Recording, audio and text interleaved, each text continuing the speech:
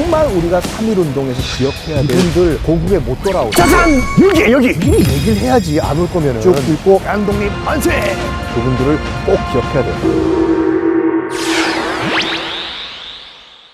자, 저희가 지금 북촌에 나와 있습니다. 웰컴 투 북촌 여러분들. 왜 또 북촌이에요? 이게 방송 나가는 시점이 언제쯤이에요? 3.17 3.1절에 관련된 저희가 또 방송을 해야 되겠지요. 3.1절 하면 떠오르는 게 뭐가 있나요? 무한순 열사? 또 탑골공원 딱 거기까지죠. 의외로 3.1운동과 굉장히 관련이 있는 곳이에요. 여기가 3.1운동이 갑자기 짠 하고 벌어진 운동이 아니라 뭔가 계획을 세워서 운동을 했겠지요. 그 준비 과정이 녹아져 있는 곳이 바로 여기 북촌이에요. 그러면 누가 언제 어떻게 3.1운동을 계획을 하셨는지 아시고 싶으시죠? Follow me.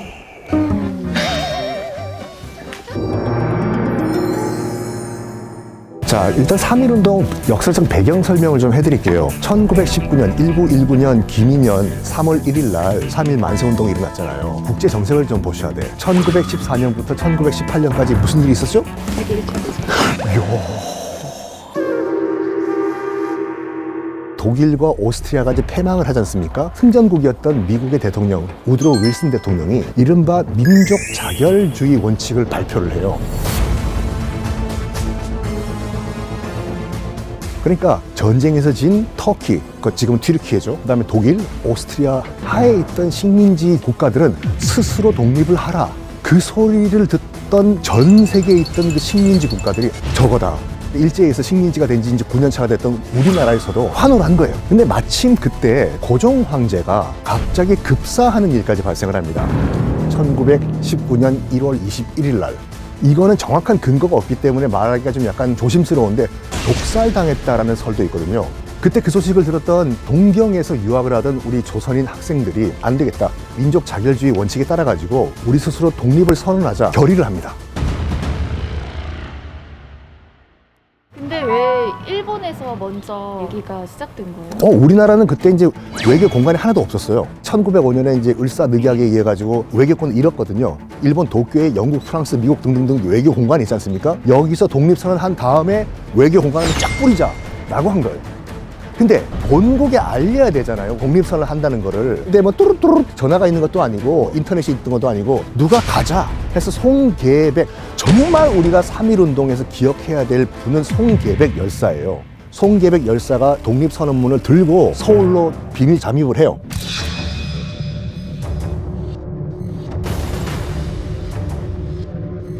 그 장소 이 앞에 있어요. 북촌이에요. 남촌도 아니라 유인촌은 더 아니에요.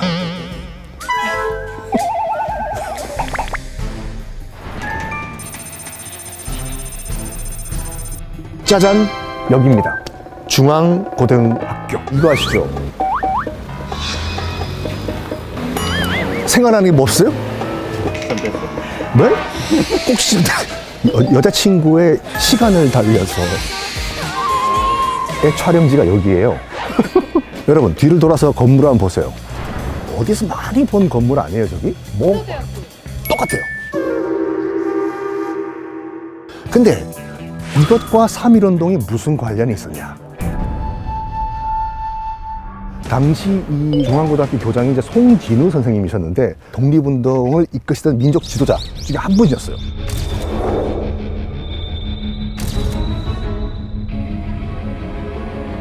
송계백 열사께서 이 학교의 숙직실에서 독립선언문 초안을 넘겨줍니다.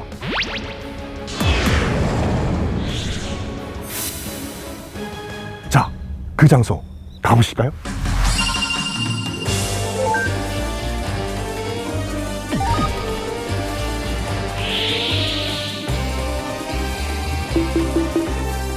당시 중화학교의 교사와 숙직실은 우국 인사들의 사랑방 같은 역할을 했다. 이 북촌 보시면요, 만해 한용운 선생님도 여기 사셨고, 당시 이제 3.1운동을 주도했던 선교도 지도자분들이 여기 많이 사셨어요. 그러다 보니까 가까웠던 중앙고등학교의 뒤에 있던 숙직실, 약간 은밀하게 모일 수가 있잖아요. 자연스럽게 여기가 비밀 아지트가 돼요. 근데 여기가 원래 있던 자리가 아니거든요. 원래 있던 자리는 따로 있고, 여기는 위치를 옮겨서 복원해 놓은 건데, Follow me.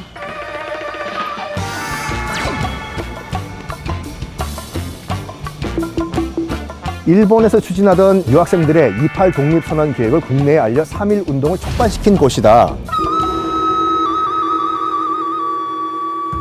고종이 돌아가시자 야 우리 안 되겠다 만세운동 한번 하자. 근데 뭔가 촉발시킬 계기가 없었어요. 누가 하나 하자 따르라 이게 없잖아요. 근데 젊은 친구들이 적진 한복판에서 목숨을 바치면서 만세운동을 한다고 하는데 우리 어른들 뭐하냐 만세운동 한번 하자 결심을 하게 만든 장소가 바로 이 자리죠. 여기가 바로 3.1 운동이 시작된 곳이에요. 그래서 3.1 운동 좀 공부를 좀 하겠다라고 하시는 분들은 여기 꼭 오셔야 돼요. 송계백 열사 같은 경우에는 여기서 이제 그 독립선언문 초안 전달해 주시고 다시 도쿄를 가요. 그래서 2월 8일 날 독립선언을 한 다음에 체포가 됩니다. 11인의 열사가 계세요. 뭐 최팔룡 또는 또 송계백 등등 이분들 고국에 못 돌아오시고 정말 적진 한복판에서 돌아가셨습니다. 그분들을 꼭 기억해야 돼요.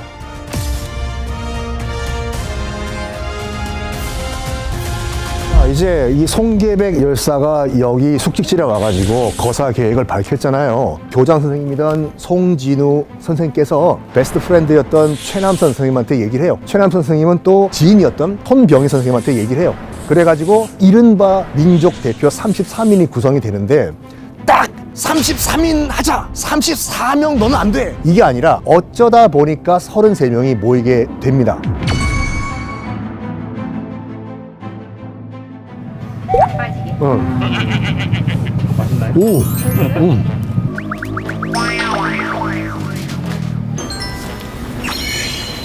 Did you know this is really famous in Korea? No, How do you like it? it's very good. It's very good. Do you happen to know about the Korean independence movement? 3-1 independence? Yeah. Right. Yeah. How far do you know about the movement? I don't know a lot, but I know. Oh, thank you. Okay, thank you. Bye bye. Okay. 와우. 3.1 운동도 다 안 돼. 자, 일합시다. 자, 이제 민족 대표 33인이 모여가지고 기미 독립 선언문 초안을 만듭니다. 그러니까 기미년에 했던 독립 선언문, 선언서다 해서 기미 독립 선언서라고 하는데 이거를 배포를 해야 되지 않습니까? 그 역사적인 장소로 우리가 가는 거예요.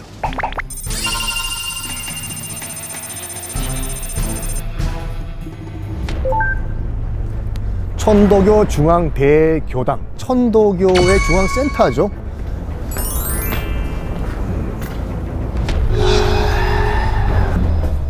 이 독립선언문이 어디서 배포가 됐냐가 천도교 교당 안에서 배포가 됐다는 얘기도 있고 아니다. 33인 민족 대표 중에 한 분이신 그 이종일 선생님이라고 계시거든요. 아니다. 이종일 선생님 댁에서 그 집에서 배포가 됐다. 이 두 논쟁이 있어요. 독립선언문이 여기 교당에서 배포가 됐나요? 이종일 선생님 댁에서 배포가 됐나요? 물어보고. 이종일 선생님 그 저기거든요. 후손이시거든요. 아, 네네네. 알았어요. 네네. 그 이종일 쌤 댁이 여기 있었대. 네, 여기 옆에요. 네. 댁에 숨겨놨다가 네. 마당으로 가지고 나서 마당에서 배포를 했대. 이종일 선생님 댁 마당에서 배포한 거네요. 천도교 중앙 정부 앞마당. 그러니까 같은 말이에요. 바로 여기가 네. 여기 마당이고 네. 이종일 쌤 저 밑에, 네. 네, 네. 댁이 있었으니까 집에 숨겨놨다가 가져와가지고 마당에서 배포한 거예요. 그 여기나 저기나 뭐. 다 같은 얘기네요. 여기나 그 뭐 같은 똑같은 건물. 그걸 가지고 계속 아니, 물으시는 제가 가가지고 싸우지 말라고 하겠습니다. 네, 네, 네. 아, 감사합니다, 선생님. 네네네. 감사합니다. 감사합니다. 네, 네. 이래서 아는 만큼 보인다고 와야 된다니까요. 다른 곳으로 알고 있잖아요. 같은 건물 안에 있다고 여기 다. 이종일 선생님 댁과 이 건물 중간에 있는 마당에서 배포를 했다. 그럼 저희 마당으로 가서 얘기할까요, 그러면? 가시죠. 아유, 네네. 가이드비 좀 더 주세요. 네. 자, 대한민국 최초로 공개합니다. 짜잔! 여기가 중앙교당 건물이죠. 이종일 선생님. 그분 댁이 바로 여기 있었어요. 이종일 선생 댁에 숨겨놨다가 갖고 와서 여기 이 마당, 여기서 전국으로 배포를 했다. 몇 부를 총 배포한 거예요? 21,000부. 유관순 열사께서 가지고 계셨던 것도 다 그럼요. 유관순 열사는 병천 아우네니까 천안이죠. 그러니까 천안뿐만 아니라 전국으로 다 배포가 된 거예요.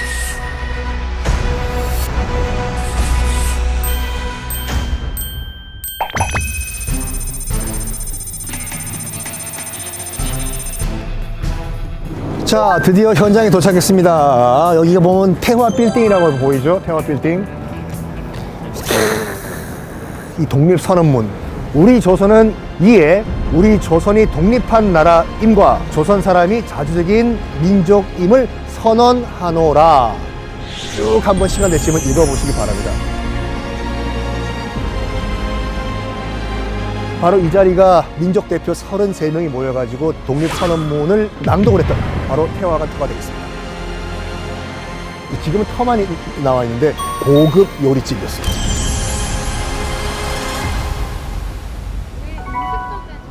요걸 비판하시는 사학자들과 역사 전문가도 계시는데 여기에 태화관이요, 주 고객들은 다 돈 있는 일본인들이에요. 이완용이랑 이토 히로부미가 모여가지고 제가 외교권 따는데 도와드리겠습니다 딸랑딸랑 했던 것도 여기에, 그리고 경술국치 나라를 아예 일본으로 넘기자라는 작당을 한 것도 여기. 그래서 민족대표 33인의 입장에서 말씀드리면은 그런 나쁜 기운을 누르기 위해 가지고 일부러 이 장소를 택했다라고 하죠. 약간 논쟁이 있는데 뭐냐면은 원래는 탑골공원으로 가기로 했었어요. 근데 안 가요. 사람들이 거기 다 대기하고 있는데, 학생들이. 판단은 여러분들이 하세요. 이 33인들은 뭐라고 얘기했냐면 이런 말을 해요. 지금 사람이 지금 탑골공원에 4,000명 이상 모였다고 하는데 만에 하나 우리가 가서 약간 뭐라고 할까, 통제불능이 되면 유혈사태가 벌어진다. 그래서 우리는 여기서 태화관 안에서 독립선언을 하고 스스로 체포가 되겠다. 그래가지고 만해 한용운 선생님이 대표로 쭉 읽고 경찰서로 끌려가요. 요런 관점이 있고, 탑골공원에서 기다리고 있던 학생들은 거기서 자체적으로 만세 운동을 벌이면서 또 달리 얘기해요. 그러니까 미리 얘기를 해야지, 안 올 거면은. 기다린 우리는 뭐냐 비판을 했던 것도 역사적 사실입니다. 자, 그러면은 실제로 우리 조선 민중들이 만세 운동을 한 곳 한번 가보실까요? 따라오시죠.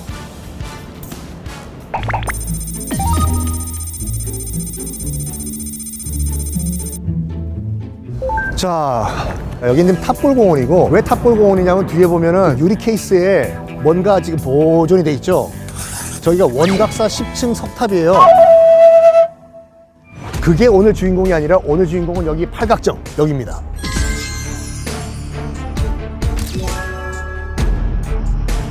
여기 약 4,000명의 학생들과 조선 민중들이 모였어. 저 태화관에서 우리 걸어왔잖아요. 거리 안 멀어요. 거기서 있었던 민족 대표 33명이 여기 안 온 거예요, 지금. 아니, 왜 안 오는 거야, 이 민족 대표들. 그때 한 청년이, 정재용 선생님인데, 이 단 위에 올라가요. 올라가서 읽습니다. 다 읽고 난 다음에 4,000명과 동시에 대한독립 만세를 외치는 것이 3.1운동의 시작이었어요.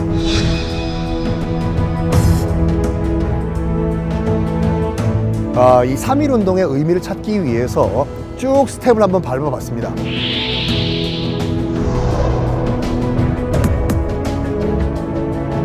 그러니까 여기까지 오기까지 수많은 스텝들이 있었을 거 아닙니까? 여기만 오시지 마시고 아는 만큼 보인다고 제가 오늘 여러분께 소개시켜드렸던 코스대로 중앙고등학교부터 쭉 한번 따라서 여기서 탑골공원에서 마무리하면 정말 의미 있는 3.1운동 코스가 되지 않을까.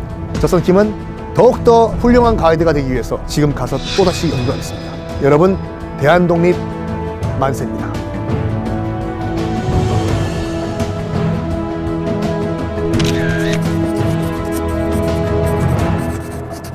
건물만 200평. 마당까지 다 합치면 축구장이 8대. 천장에 수족관이 있었어요.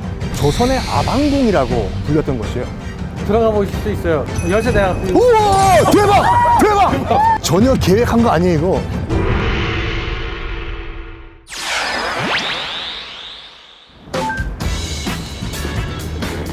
자, 오늘은 친일파 얘기를 좀 해볼까 합니다. 친일파 하면은 머리에 떠오르는 인물이 누굴까요? 이완용이죠. 오케이. 또 누구요? 이정재요? 내가 이렇게 될 줄 몰랐단 말이야. 딱 요것만 말씀드릴게요. 오늘 여러분께 말씀드린 이 친일파, 일본 관리조차 명품 친일 데스 칭찬까지 받았던 인물이에요. 알게 되면 정말 치를 떨게 될 그 친일파를 만나러 가봅시다. 따라오시죠. 여기는 그 경복궁 기준으로 해가지고 경복궁의 왼쪽에 있는 서촌. 일단 명당 기운 안 느껴지세요? 자, 여기가 어느 정도 명당이었냐면 저 앞에 보이는 저 인왕산. 경제 전선이 그래서 인왕산에서 비가 온 직후에 인왕산을 그린 거거든요. 산 멋지죠? 이 동네 옛날부터 좀 높은 분들이 많이 사셨겠네요. 이완용과 오늘 주인공이요.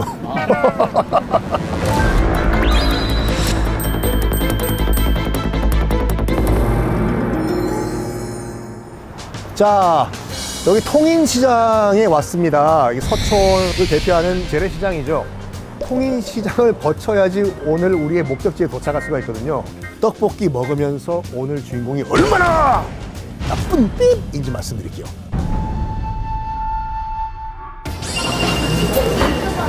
저게 바로 이제 통인시장의 명물이지 기름떡볶이거든요. 드셔보셨어요? 대전에 저런 거 없죠? 네. 서울엔 있어요.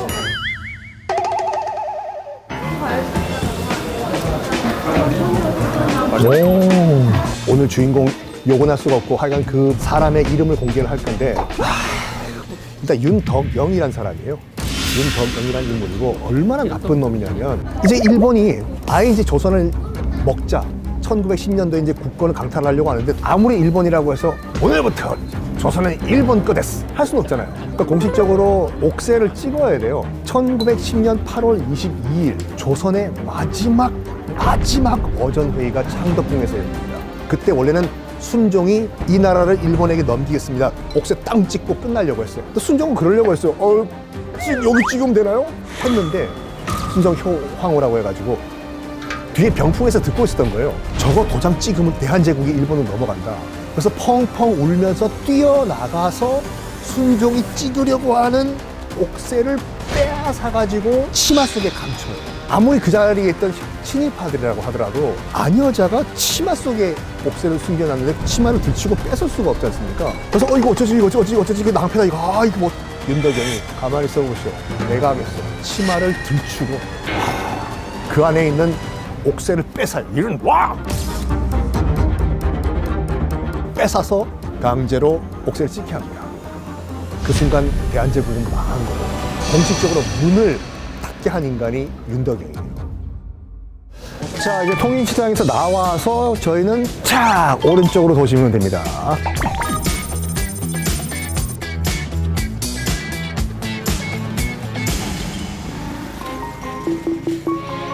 이제 송석원터라고 해가지고 소나무가 있고 이제 바위가 있다고 하는데 그만큼 여기서 많은 문인들 시를 읊었던 그런 아름다운 곳입니다. 근데 이런 데를 친일파가 다 먹은 거예요.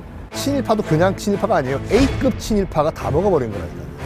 여기가 옛날에 뭐가 있었던 거예요? 격수산장이라고 해서 조선의 아방궁이라고 불렸던 곳이에요. 작가님 몇 평 사세요? 33평. 윤덕영 같은 경우에는 건물만 200평. 일단 지하 1층, 지상 3층이었어요. 마당까지 다 합치면 축구장이 8대. 그게 다가 아니에요. 그 안에 들어가면 뭐가 있었냐면 천장에 수족관이 있었어요. 어떤 친일에 돈을 그렇게 많이 벌었어요? 이거 또 얘기하면 또 열받는데 1917년도에요. 마지막 퍼즐을 끼워야 돼. 고종이 일본 도쿄에 가가지고 일본 왕한테 아리가또 고자이마스. 그러니까 그들 입장에서 봤을 때 한일 합방을 해줘서 고맙습니다. 고종이 그것만큼 난 도저히 못하겠다. 이완용이 일주일 내내 아침마다 가서 반협박을 해요. 도쿄 가시라고. 나 그것만큼 절대 안 되겠다. 그때 윤덕영이 등장해요. 이완용 선생, 그걸 못하시냐. 비키라고. 윤덕영이 고종을 찾아갑니다. 협박을 처음에 어떻게 하냐면 그 왕실에 있는 재산들 있잖아요. 뭐 금고 같은 거 딱 빨간 딱지를 붙여. 상궁도 협박해요. 이거 내 빨간 딱지 붙인 거 떼면 너도 그런 권한이 있었어요. 왕실 재산을 관리하는 권한도 있었어요. 자, 이제 돈줄도 맡기셨는데 이래도 안 가실 거냐? 안 간다! 못 간다! 해요. 그래? 이제 뭐 하냐면 고종의 옛날 여자 문제를 건드려요. 내가 이 여자 문제 다 폭로를 해버릴까요? 고종도 이제 두 손 두 발을 다 들어요. 난 절대 못 간다. 그 대신에 그러면 내가 내 아들을 보내겠다. 이게 어느 정도냐면 윤치호라고 정말 악덕 친일파예요.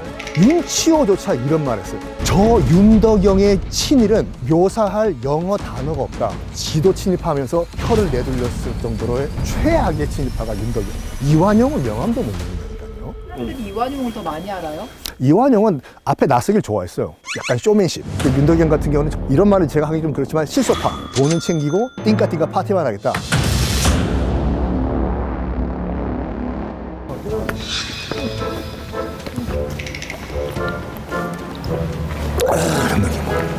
지금 해맞이 고개 거의 다 왔습니다. 벽수 선장은 언제 가는 거예요? 지금 우리 벽수산장 안에 있어요, 지금요. 여기가 아니라고요? 통일시장 기름 떡볶이 먹고 나오자마자부터 여기까지. 여기 산 꼭대기인데요? 여기도 다 벽수산장 권역 아니에요, 지금요.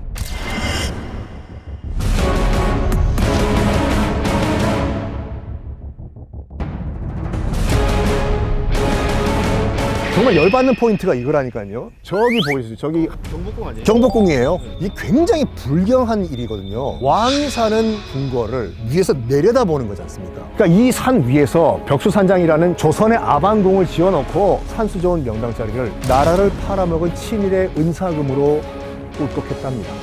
집은 어디 있어요? 아, 집은 현재는 없습니다. 흔적이 하나도 없어요? 흔적이요? 아까 봤잖아요. 안 물어보시길래 지나왔는데 오마이갓, 내려오시죠. 한 번 더 보여드릴게요. 오늘 등산 2번 하네요. 여기서 잠깐 스탑. 벽수산장은 지금 존재하지 않습니다. 근데 지도상 봤을 때 이 정도의 벽수산장이 있었지 않을까라고 추정되는 곳이 여기 있거든요.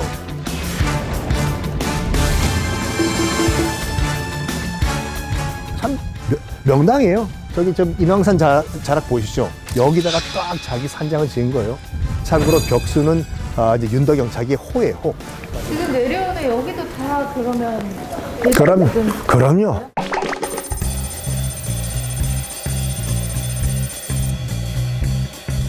아니 아까 여기 지나왔는데 눈치 못 채셨어요 진짜? 자 잠깐 스탑. 거기서 작가님 입장에서는 좌양좌 앞에 뭐가 보여요? 돌. 이거 아까 못 보셨어 이거. 차렷 뒤로 돌아. 뭐가 보여요? 돌. 이게 딱 그 벽수산장 정문 흔적이에요. 여기서 일로 와 보세요.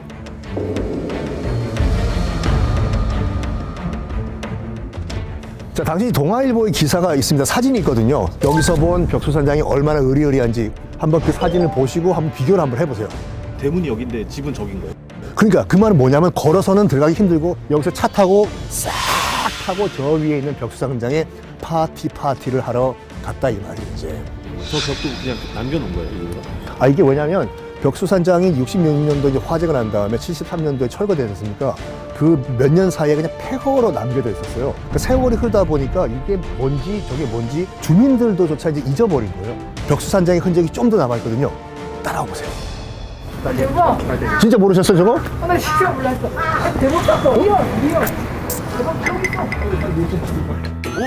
아, 텔레비에서 많이 뵌 분이 와서가지고. 아, 예, 반갑습니다. 네네네. 여기 뭐 촬영하러 왔습니다. 여기 지금 벽수산장 여기 옛날에 있었던 그 얘기하러 왔는데요. 혹시 오긴동 주민이시죠? 주민은 아니고요. 네. 주민보다 더한 사람이죠. 어이구, 오긴동 역사 문화형 코디네이터. 제대로. 선생님, 나오시 올라가시죠. 여기 역사는 제가 꽉 잡고 있어요. 전혀 계획한 거 아니에요, 이거. 그래서 제 얘기 듣고 하시면 혹시 가시죠, 그럼. 영업하시기. 대박.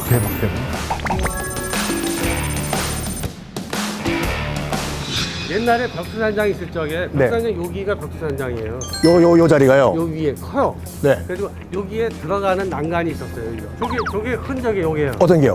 여기 난간석이 요 아, 안에 이거요? 이거 덮어버린 거예요. 그래서 요만큼 필지가 떨어져 있어요. 아. 이게 다리에. 그 다리. 네. 개천이 지나가는 거예요. 다리 밑으로 계속 지나가고. 와, 진짜 그럼 경치는 죽였겠네요, 여기요? 그죠? 여기가 그래서 옥류동 천이에요. 옥류동 천자가 무슨 천자인지 아시죠? 하늘 천자예요. 그래. 정말 하늘과 같이 그런 아름다운 곳이다. 그렇죠. 한자가 틀려요. 그렇군요. 이것도 수작석이에요. 이게 뭔데요? 이때 때 흔적이에요. 아, 근데 이거를 그냥 이 집에서 벽으로 쓱 쓰고 계시는 그렇죠. 거예요? 그리고 이 근처에 그 첩의 집이 있다고 들었는데 맞나요? 네, 첩이요.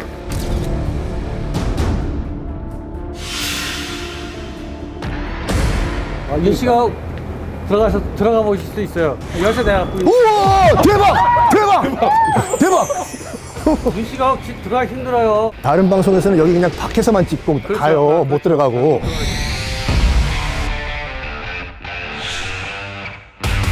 방송 최초로 들어가는 거예요, 지금. 떨려. 안으로 들어오시. 와! 여긴 지금 누가 사시나요? 안 삽니다. 그러니까 문을 잠가놨죠. 그러니까.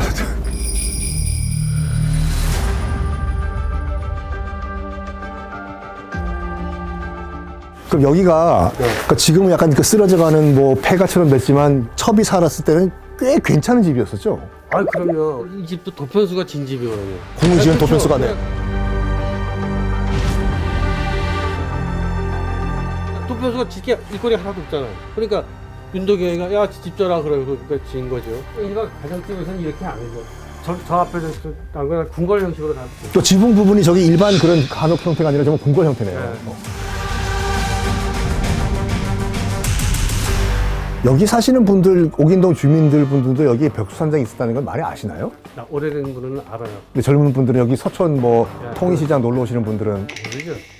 아, 벽수산장이 저 밑에 있는 줄 알아요. 어디? 송석원 거기에 글씨가 거기 거기 있죠, 네. 사람들은 거기가 그런 줄 알아요. 사람 이름으로 알더라고요. 송석원 씨라고. 유명하죠, 송석원 씨.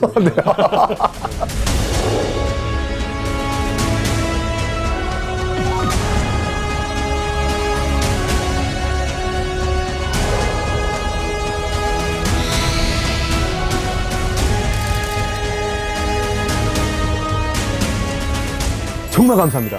영광이고 정말. 아이고, 아이고.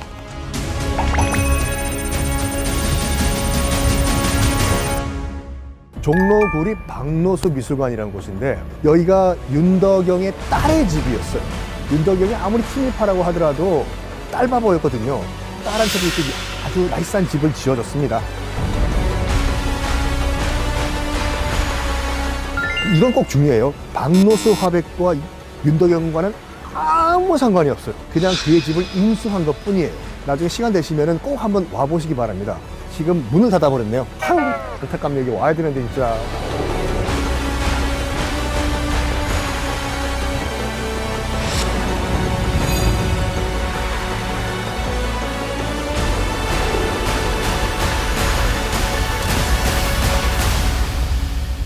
어우 열불나. 어우 열받아. 지금 체감온도 영하 10도거든요. 근데 아이스 아메리카노 먹을 정도로 열받는다 이거죠 이거. 윤덕영이라는 인물이 어떤 인물인지 제가 한번 썰을 풀어드렸는데 이거는 꼭 기억하십시오. 이 서촌이 우리나라 최악의 매국노의 그런 흔적이 남아있다는 것. 나중에 이제 서촌에 오시면은 관광도 하시고 제가 쭉 지금까지 설명드렸던 윤덕영과 벽수산장의 흔적도 한번 둘러보시면은 열받는다니까요. 아유. 열받는 투어는 여기서 끝입니다. 아이스 아메리카노 드실래요? 알겠습니다.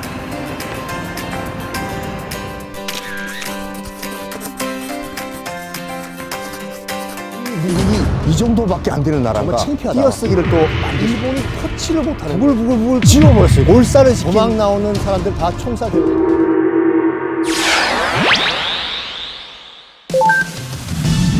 네, 여러분 안녕하십니까. 아는 만큼 보인다 고! 여러분의 가이드 썬킴 인사드리겠습니다. 지금 제가 나와 있는 것이 합정역 5번 출구. 아하, 합정역 5번 출구. 여기에 혹시 공동묘지가 있다는 거 아시나요? 누가 거기에 묻혀 있을까요?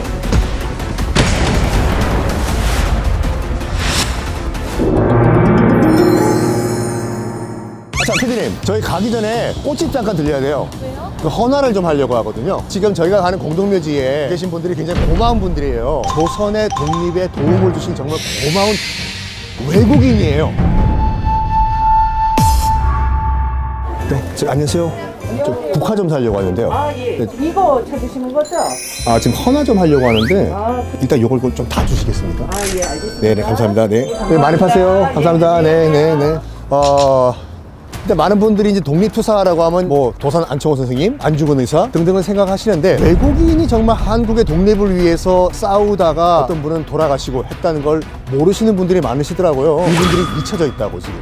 어느 나라에서 오셨고 또 어떤 활동을 하셨고 이곳에 왜 묻히셨는지 차근차근 설명해 드릴게요. 합정역에서 안 멀어요. 천천히 걸어도 5분 거리입니다. 자, 여기가 바로 양화진 외국인 선교사 묘원입니다. 총 417분 여기 연면하고 계세요. 선교사도 계시고 우리나라 독립을 위해 가지고 애써주신 비선교사도 계세요.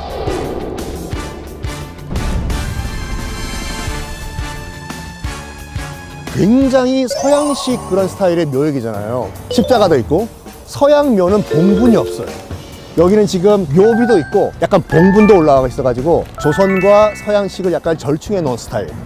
여기가 바로 옆이 그 노래 양화대교의 옆이 여기. 양화대교와 합정역 사이에 이런 공원 묘원이 있다는 거 아무도 몰라요. 그럼 하필이면 왜 서울 시내 여러 군데가 있었을 건데 왜 하필이면 여기 양화진에 외국인 공동 묘원이 생겼냐? 양화진 옆에 있어요. 가시죠. 저기 있네 저기.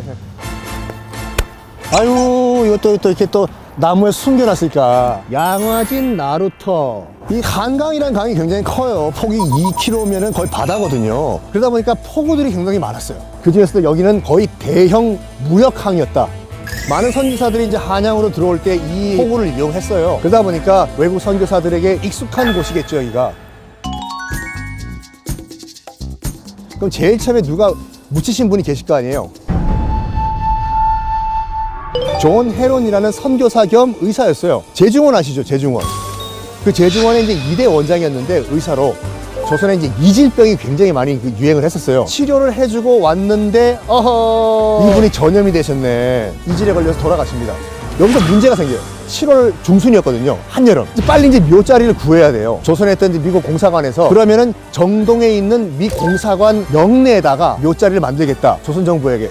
했더니 난리가 난 거예요. 그때 썼던 표현 그대로 쓸게요. 어떻게 사대문 안에 서양 귀신의 묘를 쓸 수가 있냐? 그럼 자리를 하나 달라고 사대문 바깥에 양화진에 땅을 좀 달라. 그거를 조선 정부가 승인한 거예요. 그때부터 여기가 자연스럽게 외국인 선교사의 묘역이 됩니다.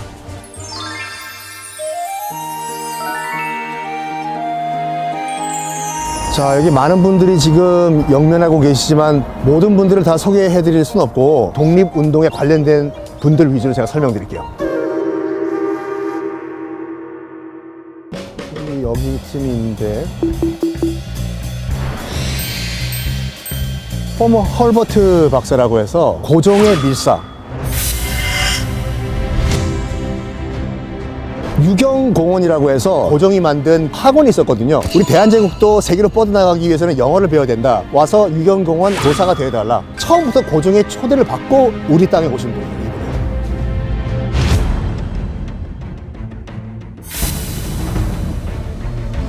고종 황제의 특사 친서를 들고 갔어요. 미국이 힘써 달라. 근거가 된 게 뭐냐면 1882년에 그 조비수호 통상조약이라고 하는데 거기에 엄청난 문구가 들어있어요. 조선이든 미합중국이든 다른 나라가 괴롭히면은 가서 도와준다. 조약 내용대로라면 미국이 와가지고 말려야 되잖아요. 일본을 가라고. 워싱턴 DC에 가서 당시에 이제 그 시어도 루즈벨트 대통령을 만나가지고 조약을 이렇게 맺지 않았냐? 미국 가서 말려라 친구 아니냐? 안 만나줘요. 그로부터 얼마 후에 고종 황제에게서 전보가 날아오는데 뭐냐면 일본에게 외교권을 빼앗겼다.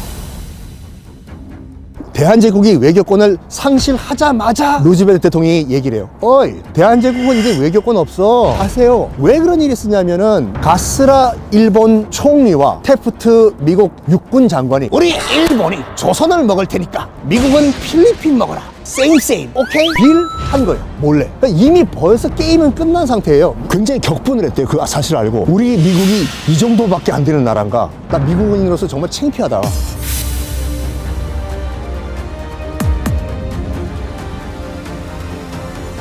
이 년 후인 1907년도에 네덜란드 헤이그에서 세계 만국 평화 회의가 열린다고 우리의 이런 부당함을 알려라. 네덜란드 헤이그에 갑니다.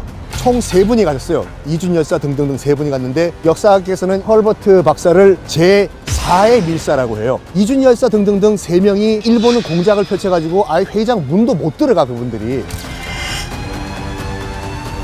전 세계 그 주요 언론에 대서특필이 되는데 이상하잖아요 이건요. 변방의 나라에서 온 특사들이 아무리 저렇게 호소한다고 하더라도 그걸 대서특필해 줄 이유는 없잖아요. 바로 이분의 공입니다. 그러니까 이분은 아셨어. 못 들어간다 알았어. 그래서 다른 루트로 헤이그에 갑니다. 가면서 프랑스, 파리 등등등을 다 거쳐요. 대한제국이 외교권을 부당하게 뺏겼다. 이분 덕분에 전 세계 주요 언론에 드러납니다. 그리고 조선 후기까지만 하더라도 띄어쓰기란 게 없었어요. 아버지가 방에 들어가신다지 아버지 가방에 들어가신다지 영어는 다 띄어쓰기가 돼 있잖아요. 단어별로. 우리나라 한글 띄어쓰기를 또 만드신 분입니다. 우리나라가 해방된 이후에 광복절에 배를 타고 도착을 하십니다. 불과 일주일 전에 여독이 너무 심하셔가지고 돌아가세요. 그 여든이 넘은 목을 이끄시고 배 타고 뭐 한 달 넘게 오신 후에 많이 힘드셨나 봐요. 돌아가시기 전에 이제 유언이 뭐였냐면 나는 웨스터민스터에 묻히는 것보다 한국 땅에 묻히기를 원한다. 그래서 여기 이제 명면하고 계십니다.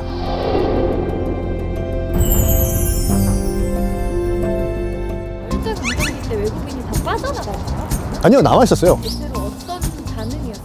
아, 그게 이제 반반씩 나눠져요. 친일 외국인도 많았고 여기 계신 분들 같이 이제 맞서 싸운 분들도 계시죠.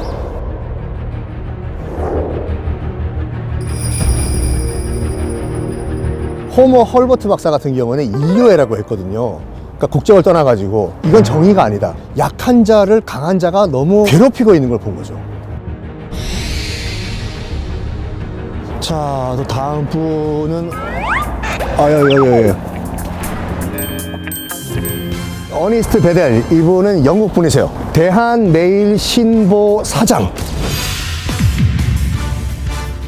1904년도에 이제 러일 전쟁이 터졌다는 소식을 듣고 취재하려고 우리나라에 들어오십니다. 당시 이제 아직까지는 이제 일제 시대는 아니죠. 일본에 의해서 탄압받고 있던 대한제국이 너무 안타까운 거예요, 사실이. 대한메일신보라는 신문사를 만드세요. 그 당시 이제 외국인이 편집장이든지 아니면 신문사의 소유주 같은 경우에는 법령 같은 걸 할 수가 없어요, 신문에 대해서. 아이러니컬하게도 일본이랑 영국이랑 동맹국이었어요. 영국 사람이잖아요. 동맹국 국민이잖아요. 일본의 동맹국인 영국인이 발행인인 신문이니까 뭐라고 써도 일본이 터치를 못하는 거예요. 일본 입장에서 봤을 때는 부글부글 끓는 거지 이거. 난다 그래요. 저거 어떡하냐 저거. 영국 정부에 많이 항의를 해요, 일본이요. 본국에 소환이 돼가지고 재판을 받습니다. 그런 과정에서 너무 과로를 하셨는지 안타깝게도 일찍 요절을 하세요. 돌아가시기 전에 유언이 이거였어요. 내가 죽더라도 대한메일신보를 남겨가지고 조선인들의 한을 풀게 해달라. 근데 그 유언이 지켜졌을까? 조선총독부에서 눈에 가시와 같았던 대한메일신보를 인수를 해가지고 총독부 나팔수 역할을 하는 신문사로 만들어버려요. 앞에 대한 떼버리고 메일신보. 그러다가 해방된 이후에 서울신문으로, 지금 있는 서울신문이에요. 1층 현관 로비 있지 않습니까? 두 명의 흉상이 딱 있어요. 한 분은 당연히 어니스트 베델, 또 한 분은 당시 총무를 맡았던 양기탁 선생님. 이게 오리지널이 아니에요, 이게요. 이거 가만 놔두겠어요, 이거요? 지워버렸어요, 이거를. 나중에 우리나라 언론인들이 십시일반 모여가지고 원래 있었던 비문을 조그맣게 다시 만든 거예요.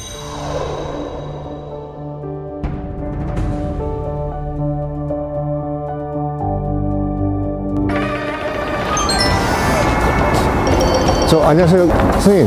저 JTBC 방송국에서 나왔는데 몇 점 먼저 여쭤봐도 될까요? 네. 감사합니다. 여기 어떤 일로 여기 오셔? 저희가 가족끼리 네. 저희가 방문 왔어요. 우리나라가 독립운동한데 희생해서 오신 분들의 네네. 그런 기억들을 좀 가르쳐주고 싶고. 네. 서울 사시고 계신? 아니요, 인천에 있어요. 인천에서 여기까지 오신 거예요? 네네. 일부러 여기. 선생님이 보시기엔 개인적으로 의미가 있는 인물은 어떤 분이실까요? 네. 글쎄요, 아까 전에 보니까 네. 언마크드라는 자리가 있더라고요. 네네네. 근처에. 네. 결국은 시신을 발견했음에도 불구하고 이름조차 알 수 없는 그런 분들이 이렇게 곳곳에 언마크드가 있더라고요. 네. 가슴이 더 남는 것 같아요. 네. 좋은 시간 내주셔서 감사합니다. 네. 자, 여기 계시네. 엘버트 테일러. 아버지 묘이고 이게 아들. 부자가 같이 이제 여기 영면하고 계시죠. 1919년 3월 1일 3.1 만세운동을 전 세계, 특히 미국 언론에 알리신 분이 바로 이분이에요. 처음엔 우리나라의 광산 개발업자로 들어오셨어요. 메리 테일러라는 배우 겸 그다음에 화가와 결혼을 했어요. 1919년 3월 1일 3.1 만세운동 하루 전 이 두 커플의 아들이 세브란스 병원에서 태어납니다. 근데 당시 이제 세브란스 병원이 독립운동의 근거지였어요.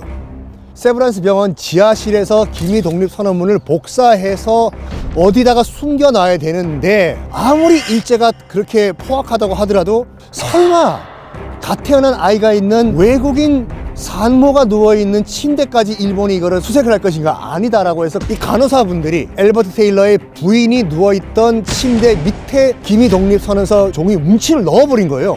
그래서 이제 엘버트 테일러가 이제 부인을 만나러 왔는데 침대 밑에 뭐가 있어? 기미 독립 선언문. 이거를 내가 전 세계에 알려야 되겠다. 동생 신발의 밑창에 숨겨요. 그런 다음에 동생을 도쿄로 보내요.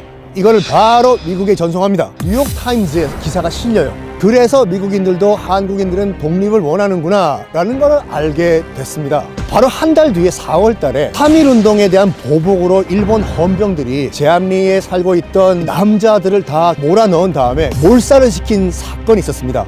도망 나오는 사람들 다 총살해버리고, 이거는 일제가 철저히 통제를 했어요. 이거 절대로 세계에 알려지면 안 된다. 묻힐 뻔했어요.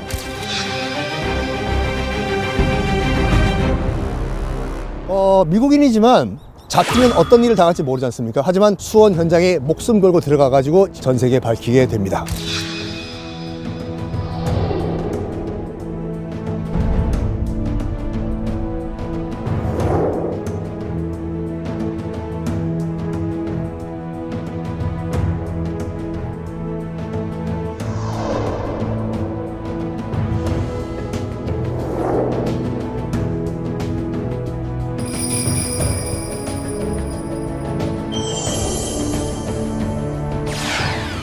오늘 투어도 거의 이제 마칠 시간이 됐는데 두 가지 꼭 기억하세요. 첫 번째, 우리나라 독립을 위해 가지고 정말 힘써 주신 외국인도 상당히 많다는 거. 두 번째, 여기가 합정역이잖아요, 홍대. 여러분 볼일 보시기 전에 여기 오셔가지고 국화라도 한 송이 헌화하시고 묵념하시고 볼일 보시는 것이 어떨까. 오늘 투어 여기서 마치겠습니다. 오늘 투어 끝!